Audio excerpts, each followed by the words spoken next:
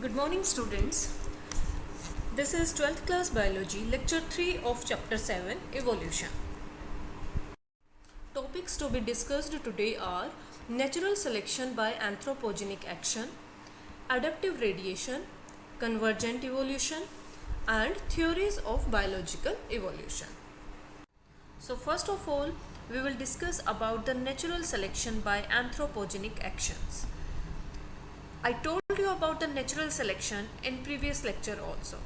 Okay, I gave an example of white winged moths and dark winged moths, and how the anthropogenic action, means the human action, helped in the natural selection of the dark winged moths over the white winged moths. Okay, so what is natural selection?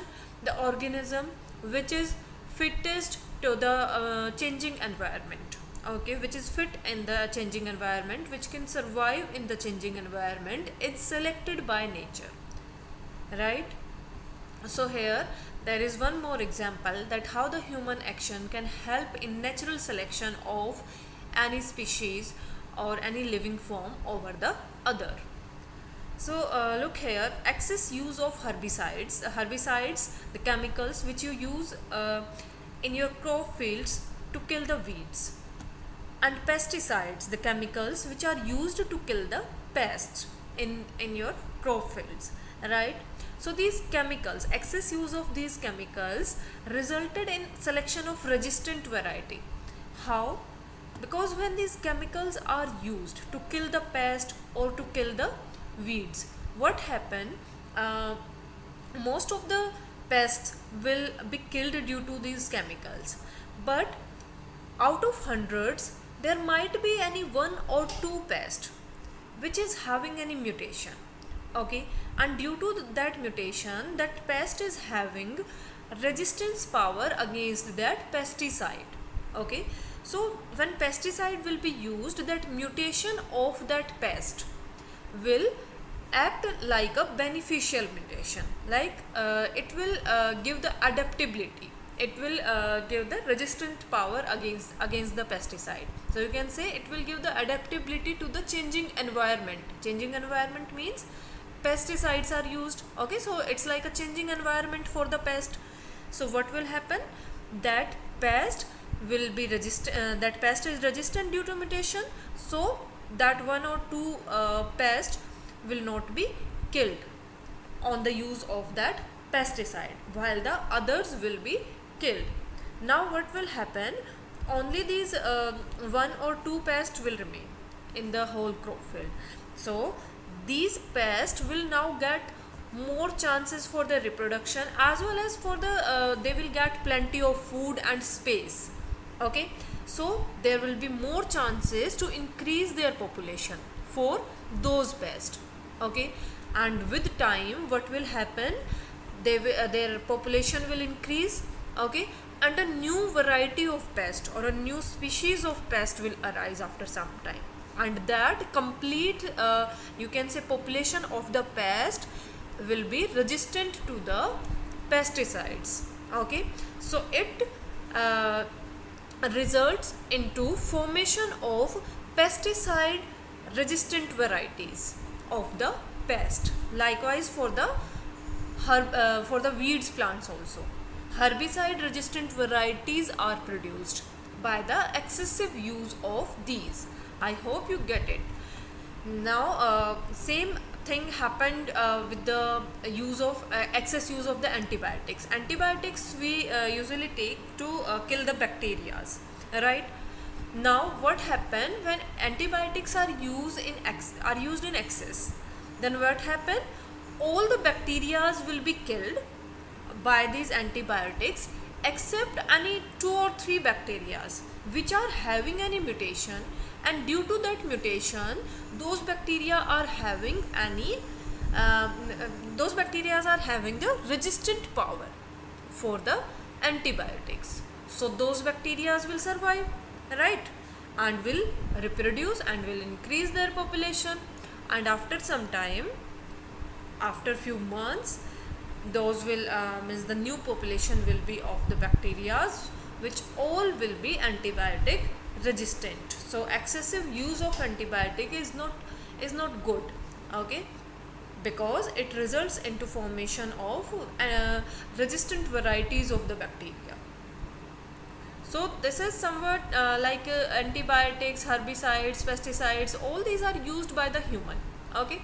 So this is the due to the human action, or you can say due to the anthropogenic action, nature is selecting a new form of life, okay. So human action is helping here in the natural selection, or you can say in the evolution, right? But these evolutions are not good for us. Next topic is biogeographical evidences for the evolution. So evidences for evolution also come from the biogeographical distribution of different species. Here adaptive radiation is one example. And what is adaptive radiation? Adaptive means adaptations, okay, and radiation means to radiate in different directions. So to adapt themselves according to the changing environment, when the organisms radiate in different directions, that is called adaptive radiation, right? So we can say this is a process of evolution of closely related species in a given geographical area, right? Because the ancestor is same, I am saying that this is radiation, means the species are radiating in different directions. So these are closely related species in a given geographical area, starting from a point. Starting from a point means starting from a common ancestor, okay. And when starting from a common ancestor, different species are formed in a given geographical area. That is a kind of evolution, and that kind of evolution is called adaptive radiation. And because these species have been radiated from a common point, means from a common ancestor, so these species will be related species, right? So this is adaptive radiation, or you can say this is this is divergent type of evolution, right? Examples of adaptive radiation: Darwin finches, okay, this is one example of adaptive radiation observed by observed by Darwin, and that's why these finches were called Darwin's finches. And during his journey on the Galapagos Island, Darwin observed different species of the finches, okay, different species of the finches, like some finches were having the insect eating habit, some finches were having the seed eating habits, some finches were woodpecker, okay, like here you can see, okay, some were frugivorous finches which could eat the fruits, okay. So different species of finches were observed by Darwin on the Galapagos Island. So he observed that all these finches are related, okay, means the species are related, and these have originated from a common ancestor.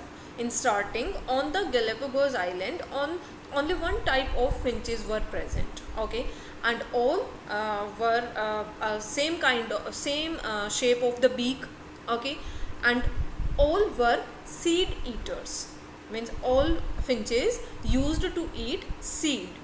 But due to increase in population of the finches, what happened? Competition increased, okay, for the food. So to survive, for the survival, you can say, the finches changed the beak shapes, okay, due to adaptations in changing environment. Shapes of the beak of the finches got changed. So this was a kind of evolution. Which kind of evolution? Adaptive radiation, okay. So it was a divergent type of evolution, means the one species of the finches gave rise to the different species of the finches according to their food habits, okay, according for their survival.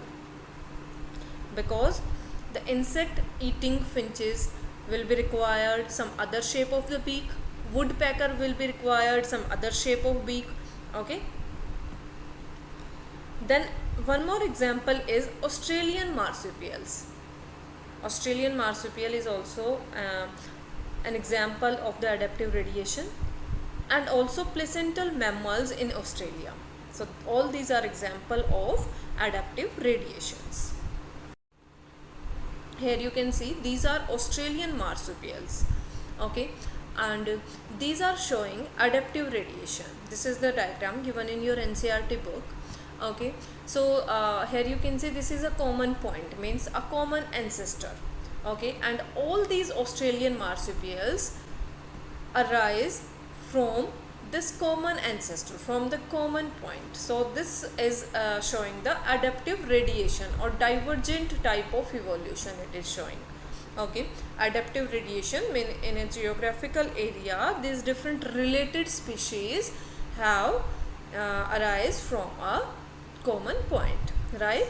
So here these different Australian marsupial like Tasmanian wolf, tiger cat, banded anteater, marsupial rat, kangaroo, wombat, bandy cat, koala, marsupial mole and sugar glider. So all these are Australian marsupials. Okay, and the ancestor of all these is same.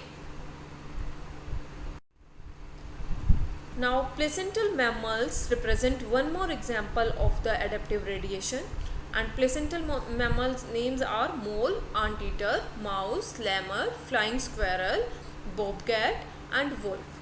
Okay, and one more thing, when more than one adaptive radiation is appeared in an isolated geographical area, this leads to convergent evolution.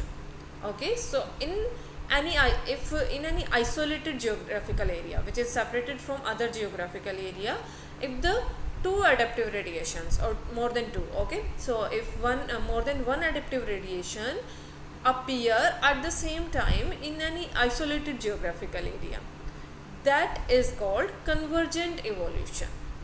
For example, convergent evolution of Australian marsupials and placental mammals. Okay, see here example of the convergent evolution. Here the placental mammal. Okay, this placental mammal is flying squirrel. Okay, and this placental mammal means its origin and the basic structure is different from this flying phalanger, because this flying phalanger is Australian marsupials. Okay, this is a placental mammal and this is Australian marsupial. So there is no similarity in their origin or in their basic structure, but because these are present in same geographical area, okay, and having the same type of food habits, and they need same types of habit for their survival, that's why they have a similar type of structure with the evolution. So they are sharing some common habits due to the evolution. Okay, due to the convergent you can say convergent evolution, right? So here these two are showing convergent type of evolution. And also these bobcat and Tasmanian tiger cat, these also share some common structural similarities. Okay, but the origin is different for both of these, and the basic structural plan is also same, also different, right? And here this mouse and marsupial mouse. Okay, you can see if we look at these are almost similar, but their origin is different, right? So these are also representing convergent evolution. Then lemur and spotted cuscus, this is another example. Then more examples are placental mammal mole and Australian marsupial mole. Okay, then anteater, which is placental mammal, and numbat, which is Australian marsupial. Then wolf, that is placental mammal, and Tasmanian wolf, that is Australian marsupial. After that, theories of biological evolution. This is your next topic. So different theories have been given for the biological evolution, that how the simpler life forms have evolved to form the complex life forms, how the evolution has occurred, okay, in the nature, how the evolution occur in the nature. So for that, different theories have been given. One theory has been given by Lamarck, that is called theory of Lamarck. One is given by has been given by Darwin, so Darwinian theory, and one has been given by De Vries, that is called mutation theory of De Vries for the evolution. Now let's start with the theory of Lamarck first. Theory of Lamarck is also called theory of inheritance of acquired characters. According to Lamarck, acquired characters are also inherited. Okay, there are two types of character, like the inherited the characters which we get from the parents, and the second type of character that we acquire in our lifetime, right? So those characteristics are called acquired characteristics. So Lamarck said that acquired characteristics are also inherited from parents to offspring.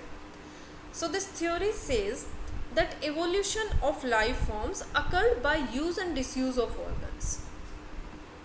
He said that a life form evolution, okay, from one form of life to another form of life, evolution occur by use and disuse of organ. If any organ is used by the organism, then this organ will be inherited to the next generation, okay, and if any organ is not used, then the size of that organ will be reduced and that will not be inherited to the next generation. This was the theory of Lamarck. So evolution by use of organs.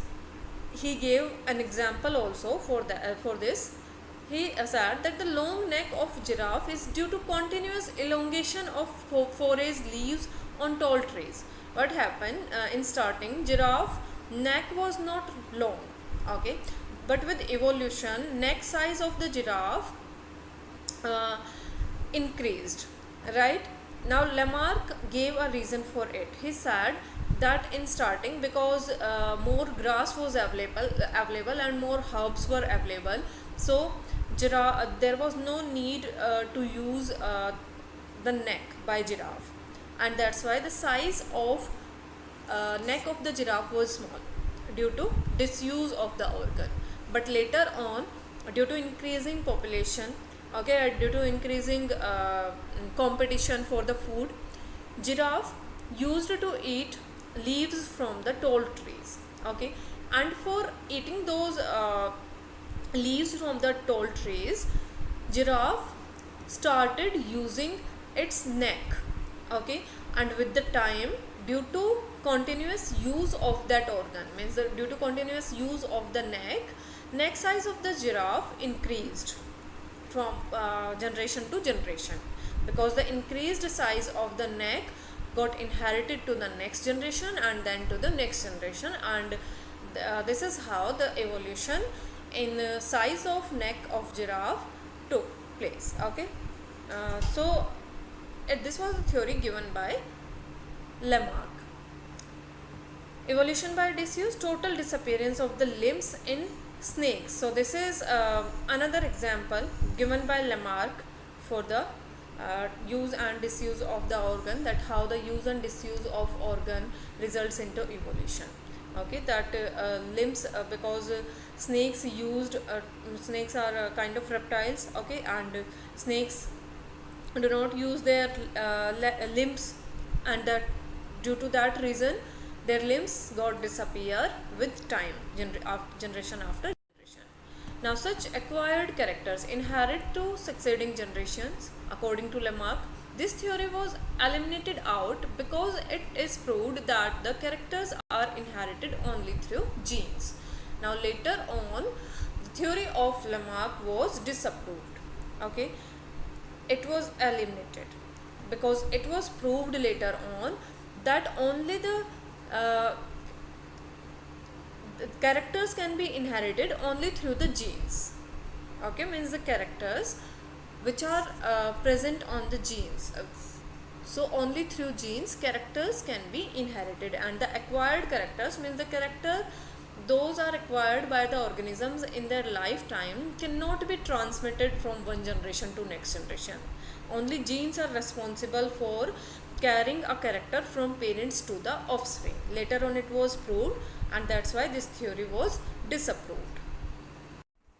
Next theory for biological evolution is Darwinian theory of evolution, and this theory was given by Charles Darwin, and it is based on two key concepts, and these are natural selection and branching descent.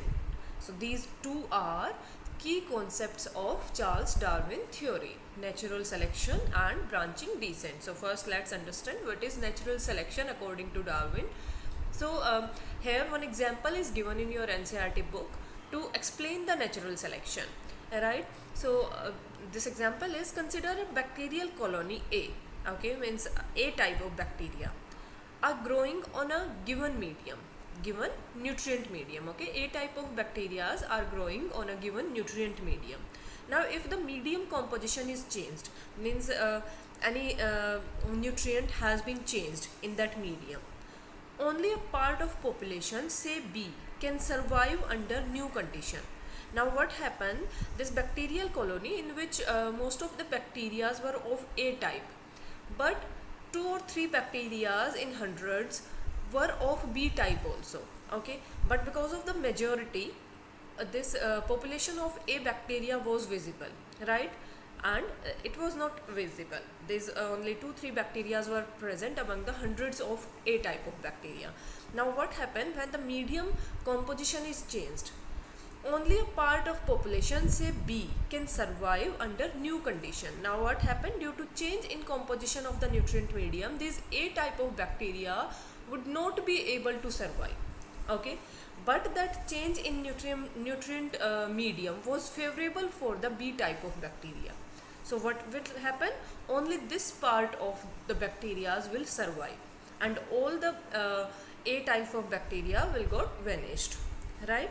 So only B bacteria can survive under the new condition. Under the new condition means under the changing nutrient medium, right. Now this variant population means this B is called a variant, because this was due to a variation, okay.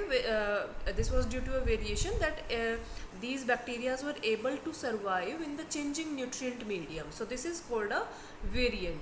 So this variant population of B bacteria outgrows the others.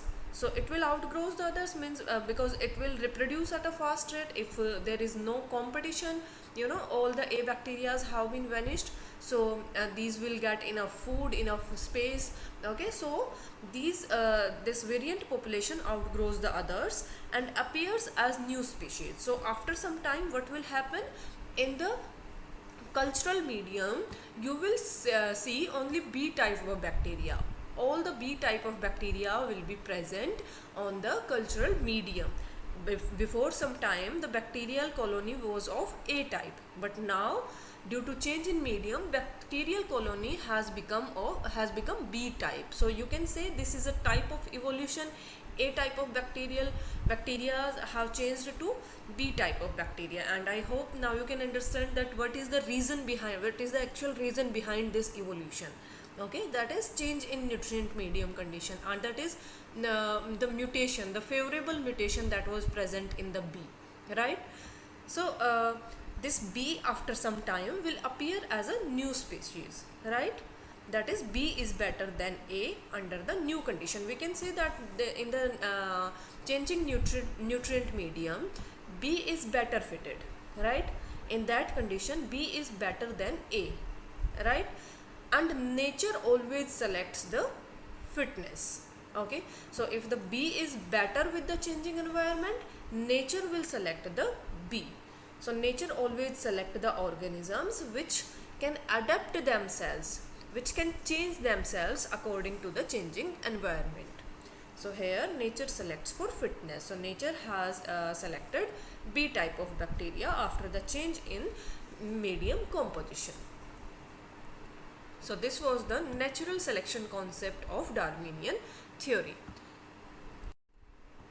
Then the work of Thomas Malthus. He was another scientist who worked on the populations, and his work also affected Darwin, because according to his work on population also, natural selection rule was applicable. Okay, now natural selection is based on the following facts. Okay, Darwinian's natural selection is based on these facts. First is heritable minor variations. Means heritable means the organisms get minor variations from their parents, right? Minor variations comes from parents. Now overproduction by organisms, right? If the nutrient media, you can say food is available, plenty of food is available, then there will be overproduction after some time. So overproduction by organism, it is nature's rule. Okay, for all the organisms, after means with time there is overproduction of the organisms.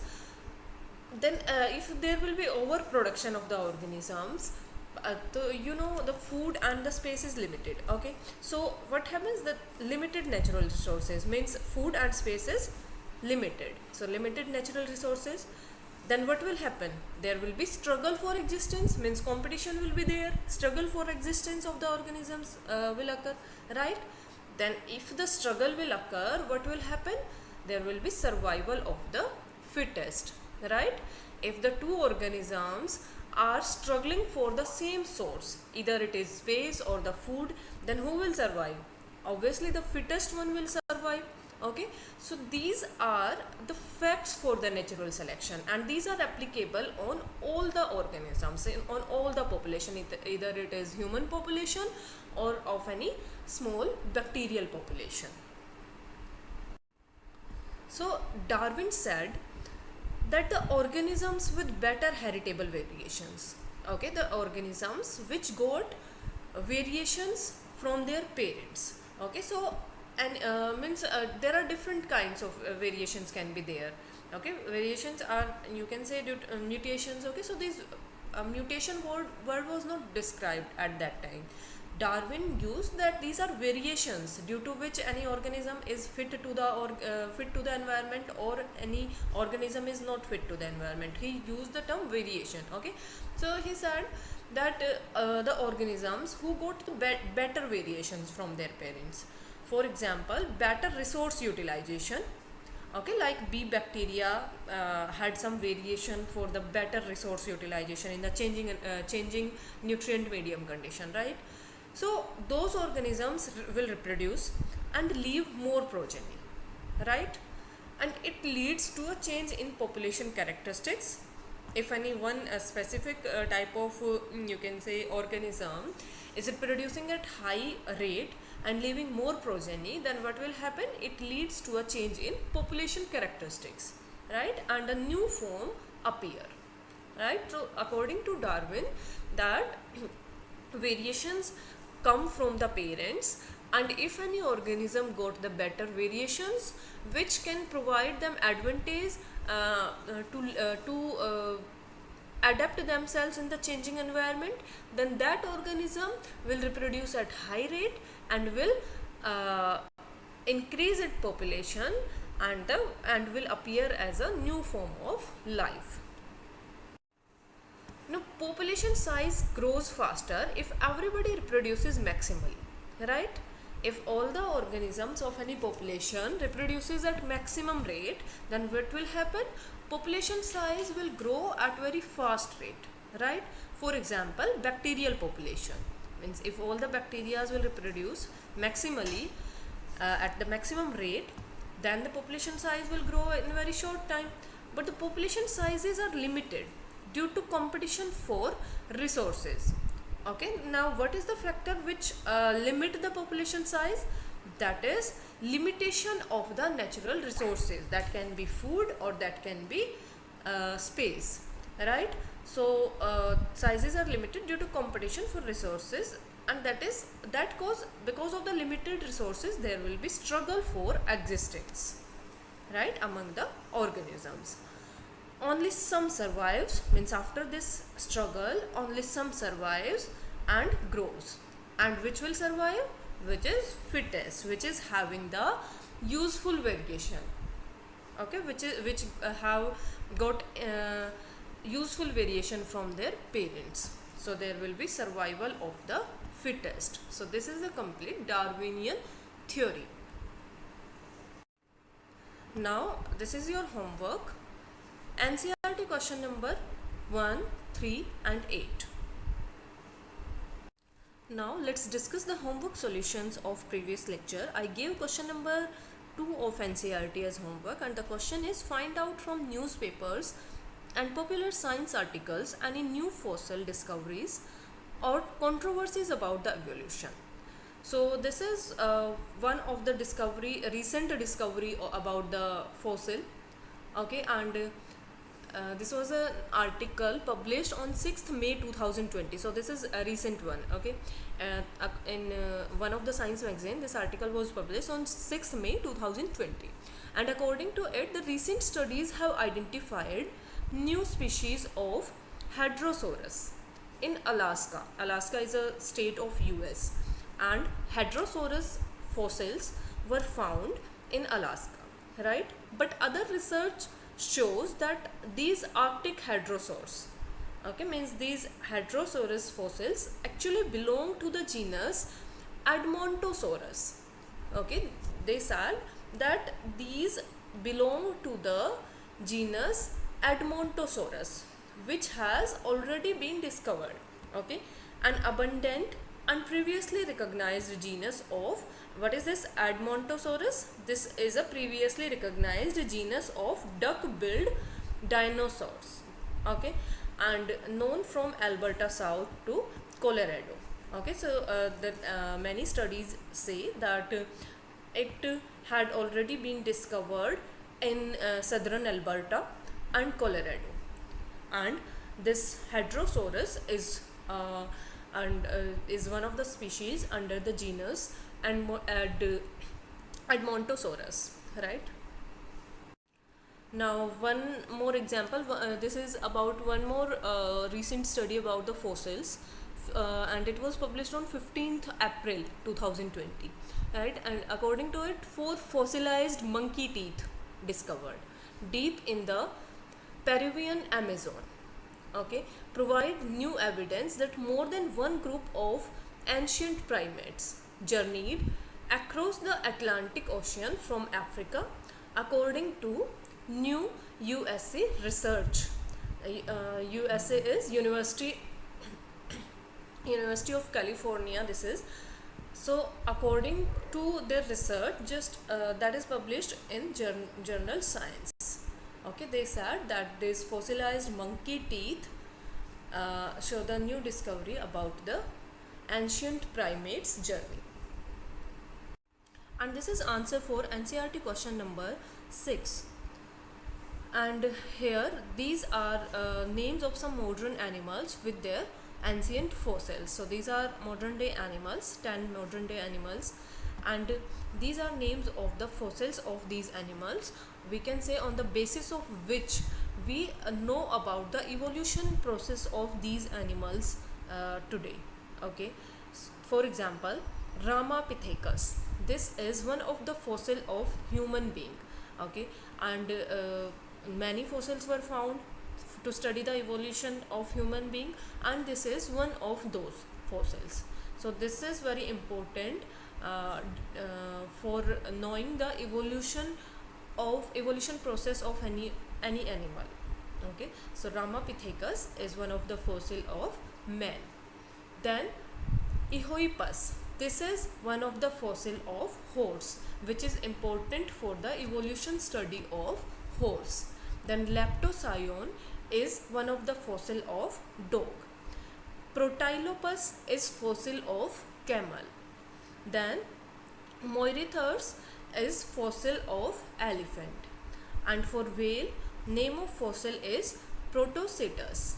Generally, this type of question not come in your board exams, but still you must learn at least 3 or 4 fossils name from here, right?